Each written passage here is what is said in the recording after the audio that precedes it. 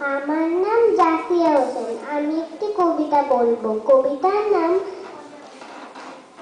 আসমানি। লিখেছেন পল্লী কবি জসীমউদ্দিন। আসমানি রে দেখতে যদি তোমরা সবে চাও, রহিমউদ্দিন ছোট্ট বাড়ি রসুলপুরে যাও। বাড়ি তো নয় পাখির বাসা, ভেন্না পাতার ছানি, একটুখানি বৃষ্টি হলে গড়িয়ে পড়ে পানি। একটুখানি হাওয়া দিলেই ঘর নড়বড় করে, তারি তলে আসমানিরা থাকে বছর ধরে।